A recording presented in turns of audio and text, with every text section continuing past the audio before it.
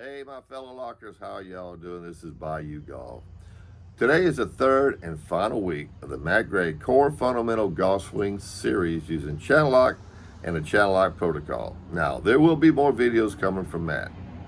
Today, Matt is putting together everything he showed us so far into his golf swing. He showed us the Y's, the capital Y, the lowercase y, and how important that is. He showed us how the hinge and the proper way to cock the wrist, and also how important it is to put all that together and swing on the shaft plane. The shaft plane is a cornerstone of any good golf swing, just like the 5 o'clock nose is a cornerstone of channel lock. Folks, Matt Gray and his swing. Hey guys, I'm going to show you how to naturally get the wrist hinge that we're looking for, the lowercase y. And while you're doing that, you're going to have the club is going to be swinging with width on a nice arc. You're going to be on your shaft plane, and all is good if you can do that. So I believe that stuff should happen naturally. I don't like any type of manipulation where I lift the club early. First of all, I'm not going to be able to swing the club on plane. It's going to be off of my shaft plane if I do that. And if I lift the club right off the get-go or turn the thumbs up, I'm going to have a club that's out of that shaft plane. Plus I lose my width. So I'm going to show you a way to do it naturally, where you'll have the wrist hinge that I'm advocating, plus you'll have the width. And you'll see the uppercase Y come into play. You'll see that. This will always happen in your backswing before this. Okay? This will be the last thing that happens in your backswing, is the hinge. So how do you do that? Well, basically you train each arm independently. Okay? We've all seen drills of people swinging the club, one arm, lead arm, trail arm. That's all I did. I did that for several weeks before I came very proficient at it. And so basically all you're doing, I've got the ball off my trail foot. I'm going to get this club swinging.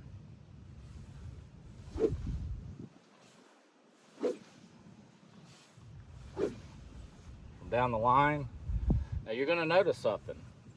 If I put my other arm on there, look at that. I'm in that uppercase Y. Now, watch this. Swing it back there with my left wrist. Look at that. Put my other hand on there. I've got the lowercase y. Okay, that wrist will automatically go in that position. Okay. Same way with the trail hand. If you take it up there, that hand will just sit. All I'm doing is just flipping it to right there. Simple move. Now, when you do this, your body does have to be involved. Okay, I'm gonna turn my chest, put that arm on there. Look at me, I'm in a good position to swing it on that shaft plane. Okay, so swing it up there, and you're just swinging the club. Now, what you can do is take two clubs. This is the really good one. Take a pitching wedge and a 9-iron, or take the more lofted club, put it in the back. Now I'm going to set them down side by side. Now, all you're trying to do is swing this club with momentum, and you're not wanting these two clubs to bang together and hit each other, okay?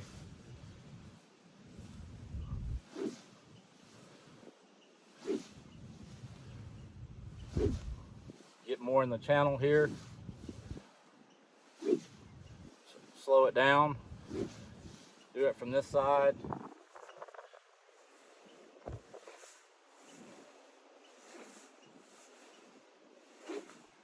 Okay, if you have the trail club, start hitting this club, you're probably one of those guys that does this and gets over the top and hits the golf club. So you don't want that. So that's a really good thing to get your golf swing in sync. Where if you notice, see that Y right there? I've got both the clubs going together in a perfect Y. Then it goes to a lowercase y.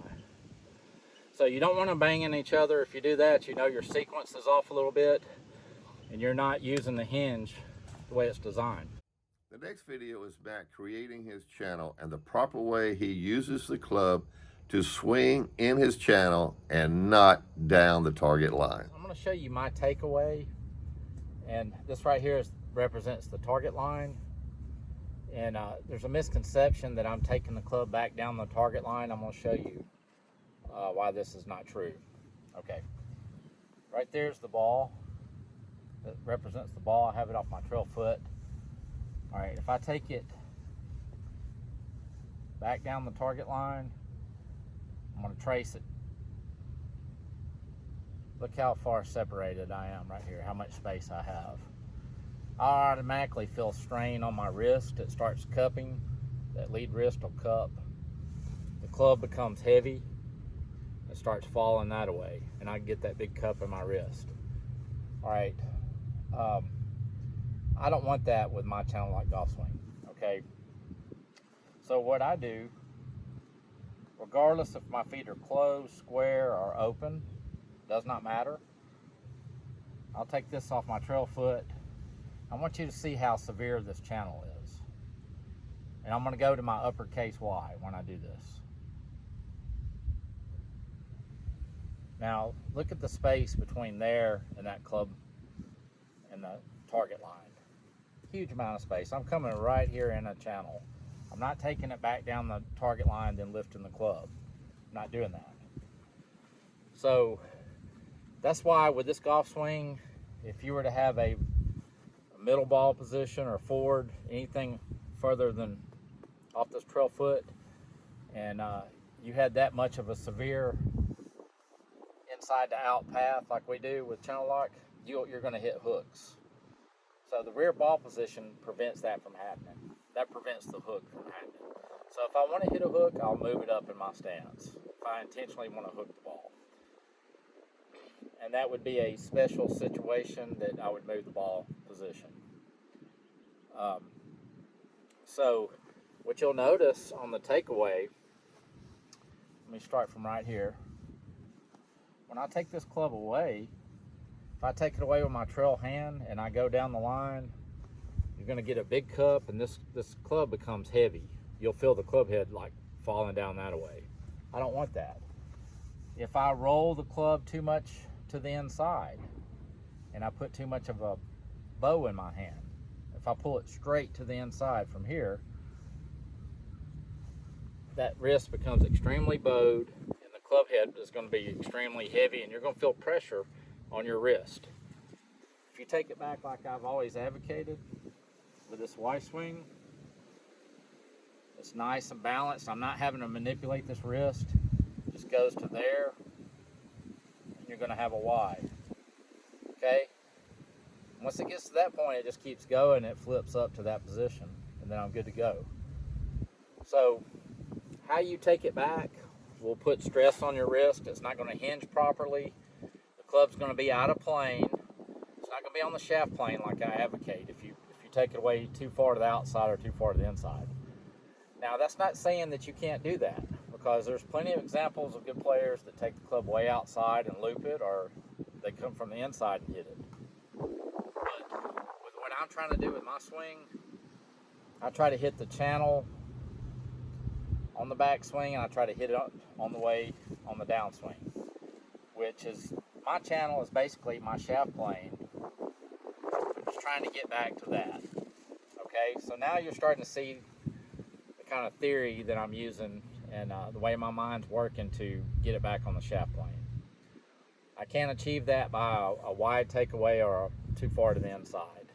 Okay, so I hope that helps and it clears up my swing path.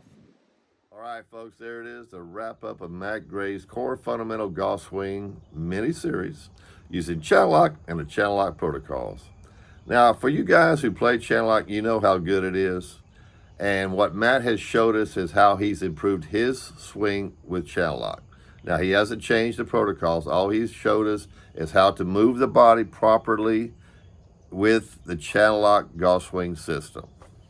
Now, there's more videos coming from Matt, so keep a lookout for that. Until then, this is Bayou Golf.